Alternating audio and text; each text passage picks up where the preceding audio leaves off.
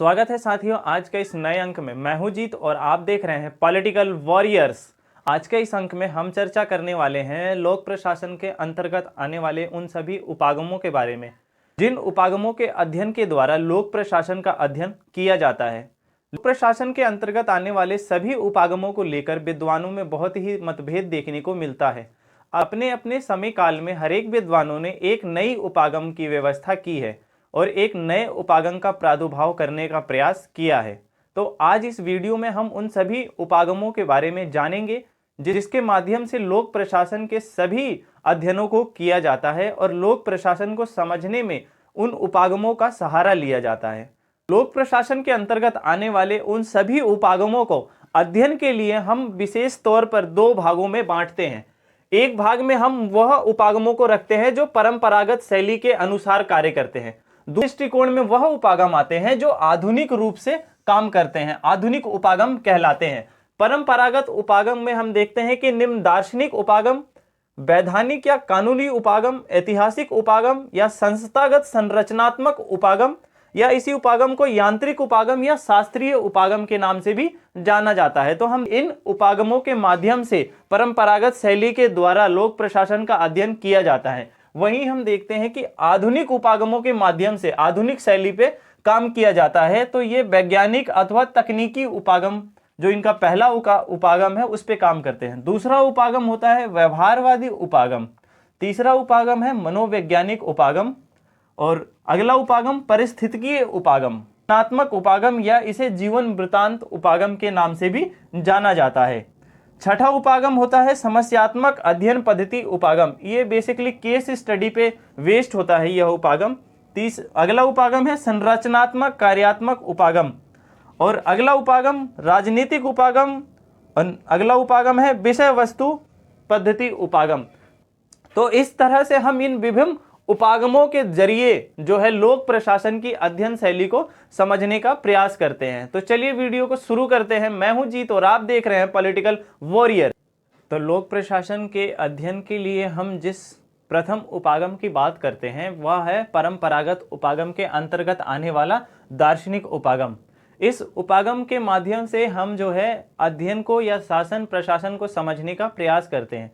Basically दार्शनिक उपागम जो परंपरागत उपागम के अंतर्गत आता है यह जो है एक तरह से दार्शनिक मूल्यों पर आधारित होता है। यह उपागम सबसे प्राचीन उपागम में माना जाता है। इस उपागम की जो उत्पत्ति है यह काफ़ी प्राचीन मानी जाती है और सबसे पुराना उपागम जो है इसे दार्शनिक उपागम को माना जाता है। दार्शनिक उपागम बेसिकली जो है आदर्शवाद के मूल्यों पर आधारित है। यह जो है मूल्यों पर बात करता है। वहीं जब हम देखते हैं जब हम आधुनिक उपागमों की बात करते हैं तो वो तथ्यों पर यानी अनुभूतवादी सिद्धांतों पर बात करता है। लेकिन यह जो है यह दार्शनिक उपागम या हम यूं कह ले परंपरागत उपागम जो है ये बेसिकली आदर्शवाद के सिद्धांतों को लेकर चलने का प्रयास करता है और यह इस बात पर बल देता है कि शासन कैसा होना चाहिए। यह ये नहीं कहता है कि शासन ऐसा यथार्थ की बातें नहीं करता, ये आदर्शवादी बातें करता है कि ऐसा होना चाहिए और ऐसा हो सकता था, इस तरह की बातों में करता है। ये होना चाहिए पर बात करता है। ये कहता है कि शासन कैसा होना चाहिए उसके सिद्धांतों पर बात करता है। तो हम इसके उदाहरण के माध्यम से दे सकते हैं कि महाभारत का जो शांति पर्व है उसमें भी शासन कैसा होना चाहिए पर बात करते हैं। वहीं प्लेटो की रिपब्लिक को देखते हैं तो वो भी इसी बात पर बात करता है कि शासन किस तरह से आदर्शवादी शासन होना चाहिए, कि फिलोसफर किंग कैसा होना चाहिए, न्याय की व्यवस्था कैसी होनी चाहिए, शिक्षा कैसी होनी चाहिए। इस तरह की बातें जो है प्लेटो अपने रिपब्लिकन में करते हैं। वहीं जब हम लेवियाथन की बात करते हैं तो हॉब्स भी लेवियाथन के द्वारा बताते हैं कि शासन की व्यवस्था किस प्रकार होनी चाहिए। वहीं जब हम लॉक की देखते हैं, लॉक द्वारा लिखित ट्रीटीज ऑफ सिविल गवर्नमेंट, इन सभी में जो है शासन कैसा होना चाहिए के पद्धति पर बल दिया जाता है। तो इस तरह से ये सारे जो है दार्शनिक उपागमों की शैली में आते हैं। दार्शनिक उपागम का जब हम क्षेत्र देखते हैं तो इसका क्षेत्र जो है वो काफी व्यापक क्षेत्र है। ये सभी प्रकार की प्रशासनिक क्रियाओं का भागी होता है जिसमें कि लोक प्रशासन के आदर्शों पर बल दिया जाता है, उसके सिद्धांतों और कार्यकलापों पर भी बल दिया जाता है, साथ ही उसके विश्लेषण और व्याख्या की जाती है। उसके सिद्धांत और क्रियाकलापों को देखते हुए उसके विश्लेषण पर जो है उसके व्याख्या की जाती है कि किस तरह से यह कार्य कर रहा है। तो इसका जो व्यापक जो क्षेत्र है वो काफी ज्यादा बड़ा हुआ है। इसको ना हमारे समक्ष देखने को मिलती है वो है यथार्थ के रूप में। यह कहता है कि जो यथार्थवादी, जो यथार्थ दृष्टि है, जो यथार्थ मूल्य है, इसकी ये अनदेखी करता है। ये दार्शनिक उपागम इसकी अनदेखी करता है, क्योंकि ये आदर्शवाद के मूल्यों पर टिका रहता है। तो प्रशासन में परंपरागत उपागमों के अंतर्गत जो दूसरा उपागम आता है वह कानूनी या वैधानिक उपागमों के नाम से जाना जाता है। इस उपागमों के संदर्भ में ऐसा कहा जाता है कि यह उपागम दार्शनिक उपागमों से भी ज़्यादा पुराना है। यह उपागम का जो मूल स्रोत है वह यूरोप के राज्यों की परंपरा के अनुसार इस वैधानिक या कानूनी उपागम के रूप में इसका उद्भव हुआ। यह उपागम मूल रूप से कानून के अंतर्गत ही शासन प्रशासन की व्यवस्था को विकास करने का प्रयास करता है। लोक प्रशासन के अंतर्गत उसका जो प्रादुर्भाव देखने को मिलता है वह जो है कानून के रूप में जो है व्यवस्थित चीजों को करने का प्रयास करता है।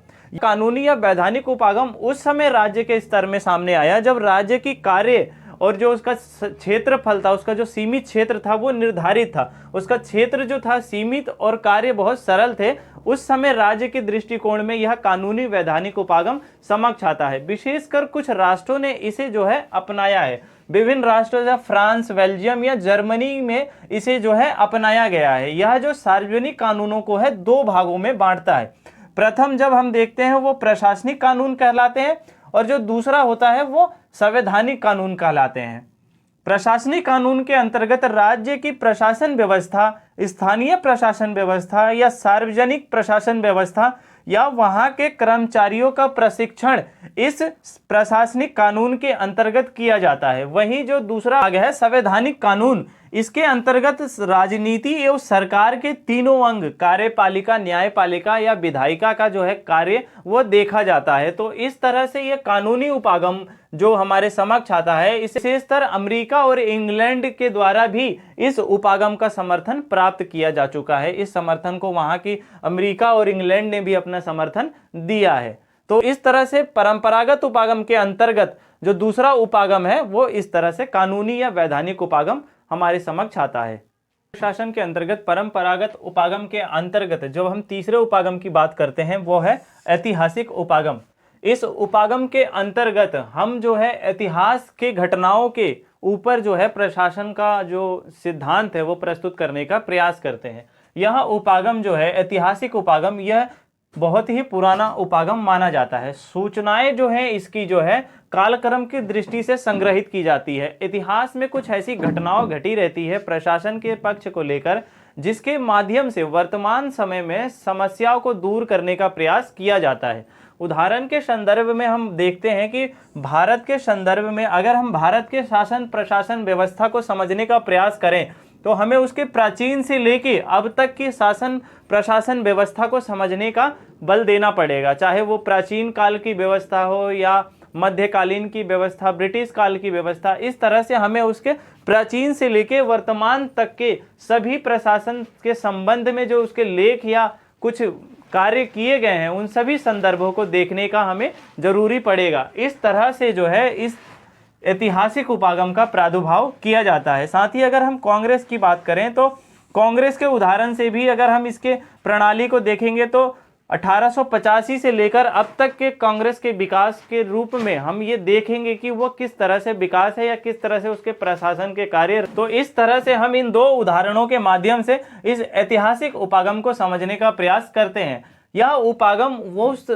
यह ऐतिहासिक उपागम उस राष्ट्र के लिए बहुत ही ज़्यादा जरूरी हो जाता है या आवश्यक हो जाता है जिस राष्ट्र का इतिहास गौरवपूर्ण रहा हो, उसका अतीत एक ऐसे गौरवपूर्ण इतिहास से जुड़ा हो जिससे कि वर्तमान समय में कुछ सीख ली जा सके। लेकिन अगर उसका इतिहास गौरवपूर्ण नहीं है तो यह जो ऐतिहासिक उपागम है वहाँ कार्य नहीं करता है। वर्तमान के प्रशासक संस्थाओं या प्रणालियों के पिछले अतीत के अनुभवों पर आधारित गणना के माध्यम से इस उपागम का प्रादुर्भाव देखने को मिलता है। वहीं इस उपागम को जो है संयुक्त राज्य अमेरिका में काफी प्रयोग किया जाता है। वहां की प्रशासन की समस्याओं को दूर करने के लिए इस ऐतिहासिक उपागम का उपयोग किया जाता है। राज्य अमेरिका के एक विचारक हैं एल.डी. वाइट, उन्होंने जो है अपनी 2 पुस्तकें लिखी। पहली पुस्तक थी उनकी द फेडरलिस्ट 1948 में, वहीं दूसरी पुस्तक थी जेफरसोनियन 1951 में। इन पुस्तकों के माध्यम से इन्होंने अमेरिका के 40 वर्षों के प्रशासन का जो विवरण था वो इस पुस्तक में देने का प्रयास किया, और इस पुस्तक के माध्यम से इन्होंने जो है यूएसए के प्रशासन व्यवस्था को समझने के तौर पे ऐतिहासिक जो दृष्टिकोण था वो प्रस्तुत किया है।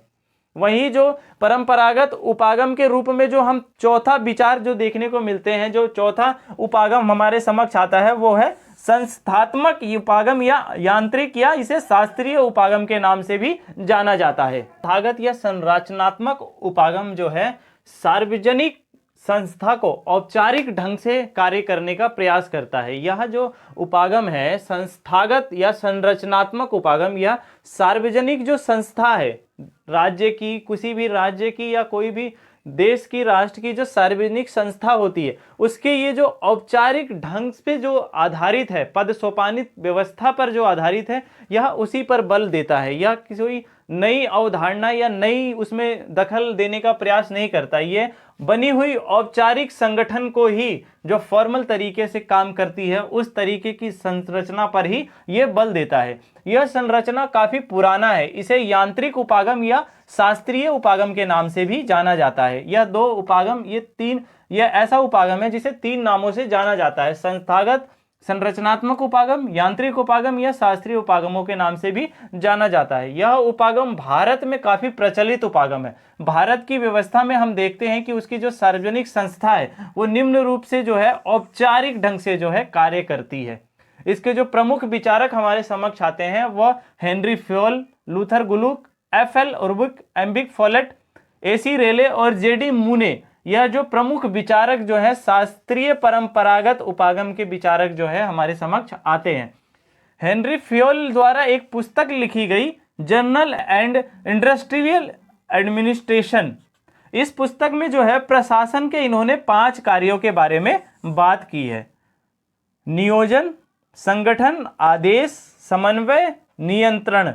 इन 5 कार्यों के बारे में इन्होंने संगठन को औपचारिक ढंग से प्रस्तुत करने का प्रयास किया है। परंतु हम जो दूसरा विचारक देखते हैं वह है व्यापक विश्लेषण, जिन्होंने प्रस्तुत किया है वह है लूथर गुलिक और एफ.एम. उर्बिक द्वारा लिखी गई papers on the science of administration. इनके द्वारा जो है एक पोस्ट कॉब की संज्ञा दी गई, जिसे कि planning, organisation, staffing, direction, controlling, reporting और बजटिंग, इस तरह से जो है इन्होंने पोस्ट कार्य की संज्ञा दी है, जिसके द्वारा वो कहते हैं कि किसी भी औपचारिक संगठन या सार्वजनिक संगठन को बेहतरीन तरीके से कार्य करने के लिए हमें इस जो सिद्धांत का है प्रतिपादन करना पड़ेगा।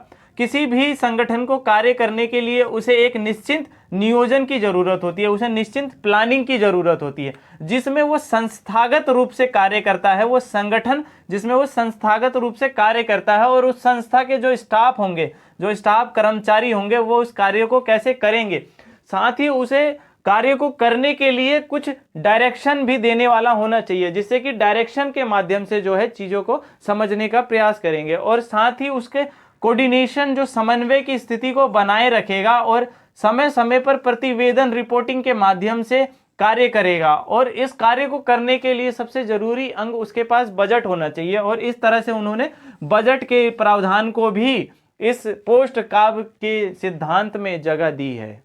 लोक प्रशासन के अंतर्गत आने वाले सभी परंपरागत उपागमों के अध्ययन के बाद हम जो है आधुनिक उपागमों के बारे में जानते हैं। तो आधुनिक उपागमों में जिन उपागमों के बारे में बात की जाती है उसमें जो पहला उपागम हमारे समक्ष देखने को मिलता है वो है वैज्ञानिक अथवा तकनीकी उपागम।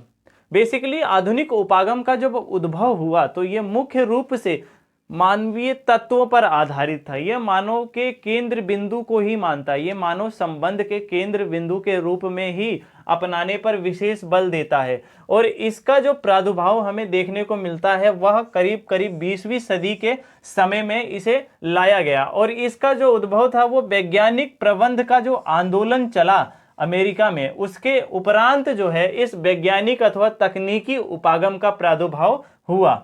तो लोक प्रशासन के अंतर्गत वैज्ञानिक उपागम को शामिल करने का जो श्रेय जाता है वो F.W. टेलर को जाता है। ये पेशे से एक इंजीनियर थे और इन्होंने जो है वैज्ञानिक पद्धति और तकनीक के द्वारा जो है इस उपागम को प्रादुर्भाव करने का प्रयास किया। और इसके द्वारा इन्होंने 4 जो है ज्ञान के संश्लेषण में अपने बात की है। ये कहते हैं कि उन कार्यों का विश्लेषण किया जाना चाहिए जिन कार्यों को करने के लिए किसी कर्मचारी को कहा जाता है, और दूसरा विश्लेषण करते हैं कि कार्यों के साथ व्यक्ति का जो समायोजन है वो कितना ज्यादा है और कितना कम है। इस पर भी विश्लेषण और वैज्ञानिक पद्धति के द्वारा ही किया जा सकता है। साथ ही वो तीसरा जो ज्ञान प्रस्तुत करते हैं वो कहते हैं मानवीय अनुभव से प्राप्त ज्ञान के आधार पर जो कार्य किए जा रहे हैं वो कितना व्यवस्थित है, इस पर भी ध्यान देने की जरूरत है। साथ ही जो चौथा प्रतिपादित करते हैं वो कहते हैं निर्धारित कार्यों का प्रत्येक के साथ समायोजन कितना और कम और ज्यादा है। बातों का विश्लेषण हम किसी भी प्रबंध या प्रशासनिक कार्य में करेंगे तो हम उस प्रबंध को एक वैज्ञानिक दृष्टि से कसने का प्रयास करेंगे और वो वैज्ञानिक तकनीकी रूप से कार्य करेगा। ये कहते हैं कि हमें उसके नेतृत्व पर ज्यादा जोर देने की जरूरत है। संचार के माध्यम से हमें सहभाग की स्थिति को बढ़ावा मिलेगा और सहभाग के बढ़ जाने से उनमें कर्मचारियों में मनोबल की स्थिति बहुत ज्यादा प्रबल होगी। और इस तरह से जो है वैज्ञानिक तकनीक उपागम अपने तथ्यों को प्रस्तुत करने का प्रयास करता है। हम इस शब्द का जो प्रयोग है वो एक तरह से जो है व्यापार के संदर्भ में किया जाता है। व्यापार को प्रबंध के तौर पर शुरुआत किया जाता है, लेकिन समय के साथ इसे जो है लोक प्रशासन के व्यवस्था प्रशासन को समझने के लिए शामिल किया गया। कि शामिल करने से हमारे समक्ष 2 उदाहरण आते हैं कि कितना बदलाव हुआ है, जहां हम इसके शब्दावली पे काफी ज्यादा फर्क पड़ा है। मुख्य कार्यपालिका को हम जो है जनरल मैनेजर कहते हैं, वहीं जो दूसरा है व्यवस्थापिका को हम संचालन मंडल के रूप में उनकी शब्दावलियों में इस प्रबंध के रूप में आ जाने से, इस वैज्ञानिक दृष्टिकोण के आ जाने से प्रबंध आंदोलन जो हुआ, मानव प्रबंध आंदोलन, उसके समक्ष हमारे समक्ष आता है। वहीं जो आधुनिक उपागम में जो दूसरा उपागम हमारे समक्ष आता है वह है व्यवहारवादी उपागम। व्यवहारवादी उपागम को हम देखते हैं कि वह जो था परंपरागत उपागम के असंतोष के फलस्वरूप जो है व्यवहारवादी उपागम का उद्भव हुआ। व्यवहारवादी उपागम जो था वो मानव के व्यवहार पर बल देता था। मानवीय जो इसका केंद्र बिंदु था, इस व्यवहारवादी उपागम का जो केंद्र बिंदु माना जाता था वह मानव के व्यवहार पर ही आधारित होता था। जो मानव का व्यवहार कैसा है और मानव जो है शासन प्रशासन में रहता है और उसके व्यवहार पर ही शासन प्रशासन की जो व्यवस्था है वो निर्धारित होती है। तो इस तरह से व्यवहारवादियों का मानना था कि जो व्यवहार होता है मानव की प्रकृति में, वही व्यवहार जो है प्रभाव डालता है प्रशासनिक प्रक्रिया में। तो इन्होंने जो है अध्ययन के लिए जो है 3 विषयों का चयन किया। इन्होंने मनोविज्ञान के द्वारा, सामाजिक विज्ञान के द्वारा और मानव विज्ञान के द्वारा एक विस्तृत रूप से जो है व्यवहारवादी समाज के विद्वानों ने जो है, व्यवहारवादी विद्वानों ने जो है एक बृहद जो विशेष स्तर से एकदम बृहत रूप जो है प्रस्तुत करने का प्रयास किया। उन्होंने कहा कि मनोविज्ञान की दृष्टि से भी इसे जो है स्वीकार करने की जरूरत है। साथ ही सामाजिक विज्ञान और मानव विज्ञान के विषयों को भी इसमें शामिल किया गया। हम देखते हैं कि इस उपागम का जो उद्भव था वो मानव संबंध का जो आंदोलन हुआ 1930 और 40 के करीब, उस समय इस उपागम को जो है ज्यादा लोकप्रियता मिली और दूसरी विश्व युद्ध के बाद इसकी महत्ता इतनी बढ़ गई कि ये कुछ ही समय में लोकप्रिय होकर लोक प्रशासन का प्रमुख उपागम के रूप में प्रस्तुत हो गया। इसके संस्थापक थे वो हर्बर्ट साइमन जो थे, इसके संस्थापक थे व्यवहारवादी उपागम के। वहीं स्मिथ वर्ग और रिक्स भी इसके समर्थक माने जाते हैं। हर्बर्ट साइमन द्वारा एक पुस्तक लिखी जाती है एडमिनिस्ट्रेटिव बिहेवियर, जिसमें जो है मानव के जो है व्यवहारवादी उपागम को प्रस्तुत करने का प्रयास किया जाता है। और इसके जो हर्बर्ट साइमन अपनी पुस्तक के जरिए एक व्यवहारवादी संकल्पना को प्रस्तुत करने का प्रयास करते हैं। और इसी स्थिति में जो दूसरा प्रयास किया जाता है वो चेस्टर बर्नार्ड के द्वारा किया जाता है। चेस्टर बर्नार्ड 1938 में एक और पुस्तक लिखते हैं जिसका नाम होता है the functional of the executive. यह पुस्तक जो है उस समय के सहकारी सामाजिक और कार्यवाही विश्लेषण करता है। इस पुस्तक में एक बृहद रूप से जो है जानकारी प्राप्त करने का प्रयास करता है। और वहीं जो तीसरी पुस्तक जो इस विषय क्षेत्र के रूप में लिखी जाती है वो है मेरी फॉलेट द्वारा, MP फॉलेट द्वारा जो है इस पुस्तक को लिखा जाता है। यह पुस्तक होता है डायनेमिक एडमिनिस्ट्रेटिव। इसमें जो बताया जाता है कि प्रजातांत्रिक राज्यों में जो है नेतृत्व ऐच्छिक और ऐच्छिक सहकारिता स्थिरता कानूना के लिए एक स्थिर कानून के लिए एक जो है प्रशासनिक व्यवस्था में व्यवहार मानव के व्यवहार को जो है शामिल करना बहुत ही जरूरी है। जब तक मानव के व्यवहार को शामिल नहीं किया जाएगा तब तक व्यवहारवादी उपागम जो है एक विस्तृत उपागम के रूप में प्रस्तुत हुआ। आधुनिक उपागम के रूप में जो हमारे समक्ष तीसरा उपागम आता है वह है मनोवैज्ञानिक उपागम। इस मनोवैज्ञानिक उपागम का जो शुरुआत किया जाता है वह शुरुआत मिस फॉलेट द्वारा किया जाता है। मनोवैज्ञानिक को सर्वप्रथम मिस फॉलेट ने शुरू किया था और मिस फॉलेट ने जो है अपने तर्क प्रस्तुत किए थे।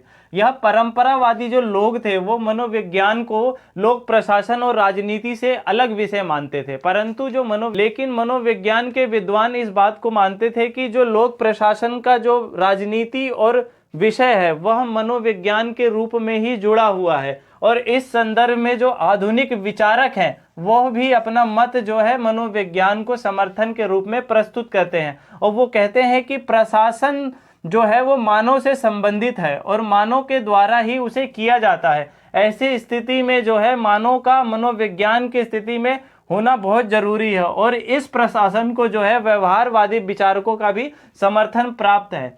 मनोविज्ञान इस उपागम का प्रयोग अमेरिका, फ्रांस और ब्रिटेन के राष्ट्रों में भी किया जाता है। इस उपागम के माध्यम से प्रशासनिक समस्याओं का समाधान किया जाता है और लोगों की मन स्थिति, पारस्परिक व्यवहार और आचरण को देखते हुए शासन की विशेषताओं में बल दिया जाता है। इस तरह से जो है मनोविज्ञान उपागम जो है अपने कार्यों को करता है। उपागम में जो चौथा उपागम हमारे समक्ष आता है वो है पारिस्थितिकीय उपागम। पारिस्थितिकीय उपागम जो है विशेष तौर से पारिस्थितिकीय शब्द का जो उद्भव हमारे सामने आता है वह जीव विज्ञान से जो है इसका जो संदर्भ देखने को मिलता है। जीव विज्ञान के संदर्भ से ही इसकी जो पारिस्थितिकीय जो शब्दावली है वो लिया गया है।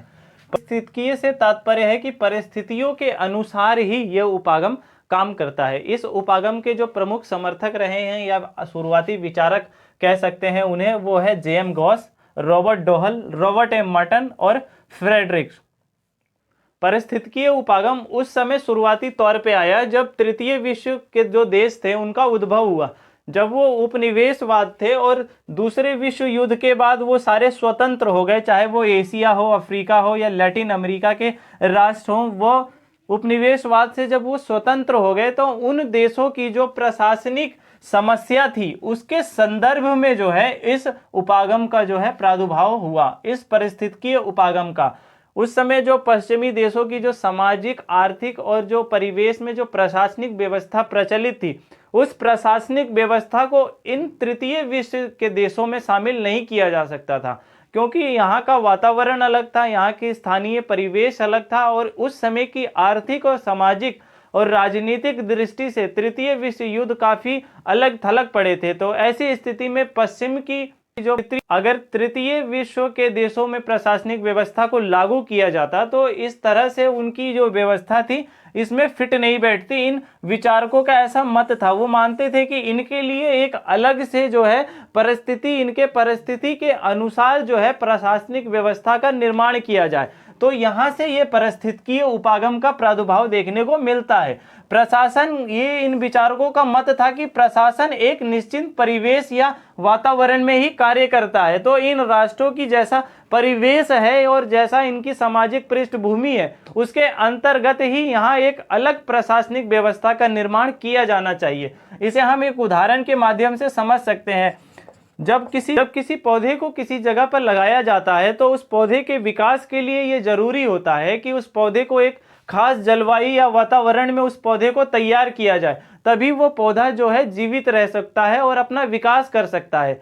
ठीक उसी प्रकार किसी भी राष्ट्र की उसकी प्रशासनिक व्यवस्था उसके ढंग के अनुसार ही की जाती है। अगर वो ऐसा नहीं करेगा तो ऐसी स्थिति में जो है उसकी प्रशासनिक व्यवस्था सही तरीके से कार्य नहीं करेगी। इसमें जो है रिक्स अपना मत प्रस्तुत करते हैं। वो कहते हैं कि सामाजिक और आर्थिक परिवेश सभी राष्ट्रों का अलग अलग होता है, तो इसलिए हमें जो है जिस राष्ट्र के संदर्भ में प्रशासनिक व्यवस्था बनानी है उसी राष्ट्र के संदर्भ में उसकी सामाजिक और आर्थिक परिवेश को देखते हुए वहाँ की प्रशासनिक व्यवस्था का निर्माण करना पड़ेगा, तभी जो है हम वहाँ के लिए एक बेहतर प्रशासनिक व्यवस्था का निर्माण कर सकेंगे।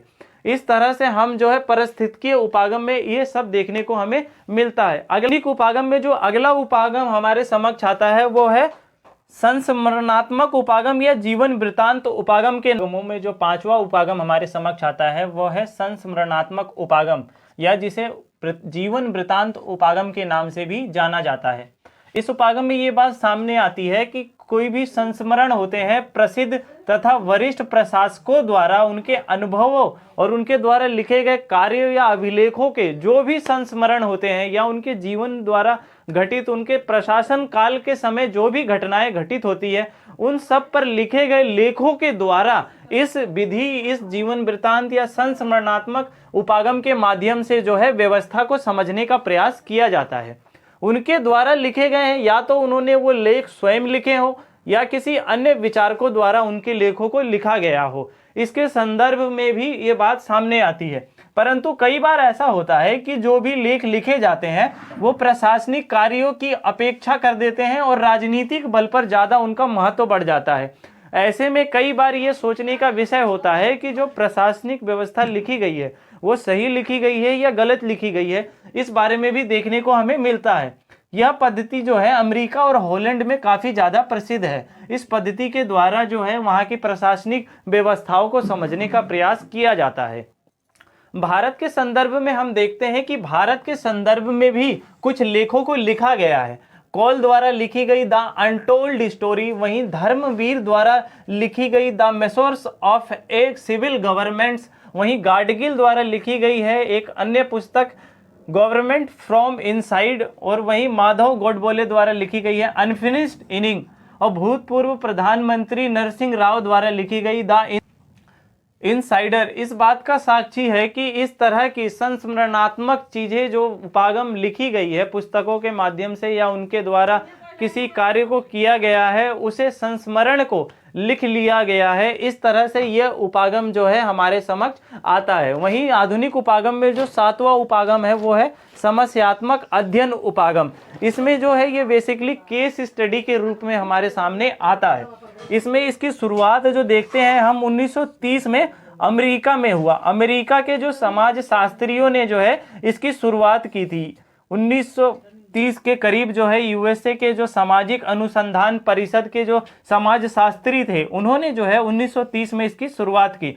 इन्होंने इस अध्ययन को एक केस स्टडी के रूप में लिया कि प्रशासन में जो भी चीज़ें घटित होती हैं और जो भी चीज़ उसकी घटित की स्थिति होती है, उस स्थिति के संदर्भ में जो है इस प्रशासन को समझने पर बल दिया जाता है काफ़ी ज़्यादा। हालांकि जो ये अध्ययन पद्धति है ये काफ़ी ज़्यादा अति संवेदनशील है और इसके माध्यम से कई बार जो चीज़ें जो है सामने नहीं आ पाती और इस तरह की जो विकल्प है एक गलत धारणा बनने का प्रयास करती है।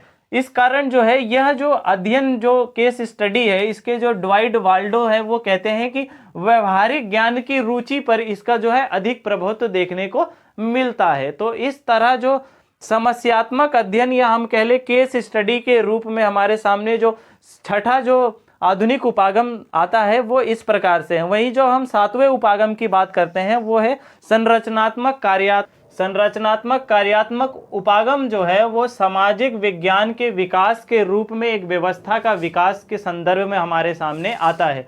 इसके जो प्रमुख समर्थक और संस्थापक हमारे सामने आते हैं वो है आलमंड, डेविड ईस्टन, एप्टर और हैरी एक्सटीन। ये सभी विचारक जो है इस व्यवस्था का सिद्धांत करते नजर आते हैं। यह जो व्यवस्था है वो व्यवस्था उपागम की देन है। संरचनात्मक कार्यात्मक उपागम का जो आधार है वो व्यवस्था उपागम की देन है। किसी भी संरचना में, किसी भी कार्यात्मक संरचना या सार्वजनिक संरचना में कुछ व्यवस्था होती है और उस व्यवस्था के माध्यम से वहाँ जो है प्रशासनिक व्यवस्थाओं का विस्तार होता है। इस संदर्भ में ये व्यवस्था हमारे सामने अपने कार्यों को करती है। ये व्यवस्था दो बातों पर जो है अपने ध्यान को प्रदर्शित करती है। एक करती है ये संरचना और दूसरा होता है इसका कार्य। किसी ये विशेषता करते हैं कि कोई भी चीज़ को करने के लिए हमें किसी संरचना की ज़रूरत होती है। जैसे कि भारतीय संसद जो है वो एक संरचना है, वो संरचना है और उस संरचना के अंतर्गत जो है कई कार्य संपादित किए जाते हैं। उन कार्यों में कुछ कार्य जो है स्पष्ट कार्य कहलाते हैं और कुछ अव्यक्त कार्य कहलाते हैं। तो इस तरह से यह जो संरचनात्मक कार्यात्मक उपागम है वह इस बात पर बल देता है कि संरचना के अंदर कुछ कार्य किए जाते हैं और उन कार्यों के माध्यम से जो चीजें हैं वो प्रभावित होती हैं और व्यवस्थाएं बदलती हैं। वहीं हम देखते हैं कि डेविड ईस्टन जो इसके संस्थापक हैं वो ये कहते हैं कि यह उपागम जो है वो सभी व्यवस्थाओं पर एक समान लागू नहीं होता। ये व्यवस्था कुछ व्यवस्थाओं पर तो सही लागू होता है परंतु कुछ व्यवस्थाओं पर ये एक समान लागू नहीं होता। तो संदर्भ में जो अगला उपागम आता है वो है राजनीतिक उपागम। तो उपागम के संदर्भ में ये बात सामने आती है कि प्रशासन जो है राजनीति का हिस्सा है। अगर हम राजनीति से प्रशासन को अलग कर दें या प्रशासन को राजनीति से अलग कर दें तो दोनों ही अलग थलग स्थिति में हो जाएंगे।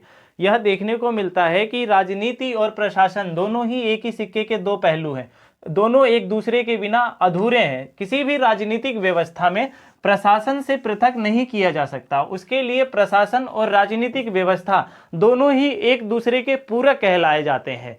तो ऐसी स्थिति में जो है राजनीतिक उपागम को है समझा जाता है कि किसी भी प्रशासन को चलाने के लिए राजनीतिक हस्तक्षेप या राजनीतिक हस्तक्षेप के द्वारा प्रशासन को चलाने का प्रयास किया जाता है।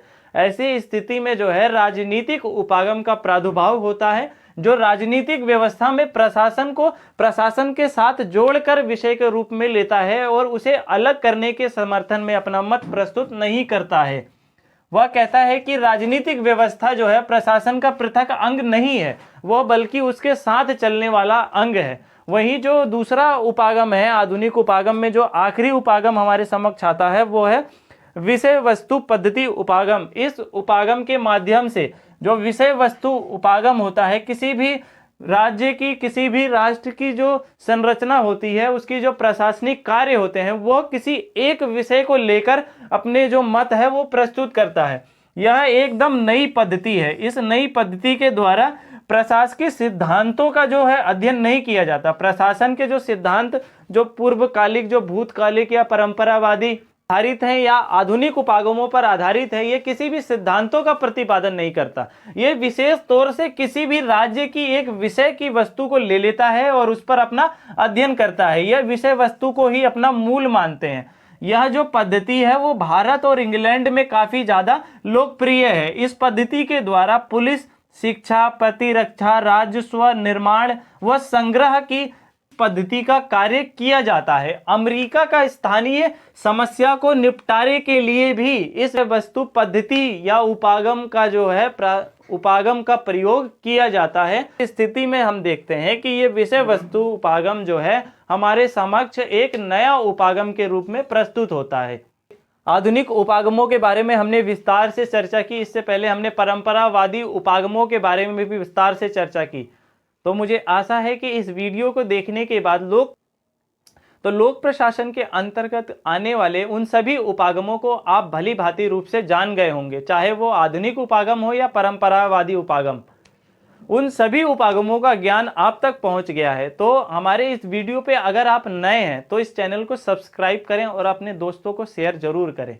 साथ ही साथ बेल आइकन को दबाएं ताकि आने वाली सभी वीडियो आपको मिले सबसे पहले। आप हमारे फेसबुक पेज पॉलिटिकल वॉरियर्स पर भी हमें फॉलो कर सकते हैं। साथ ही साथ आप हमारे इंस्टाग्राम पेज @politicalwarriors पर भी विजिट कर सकते हैं।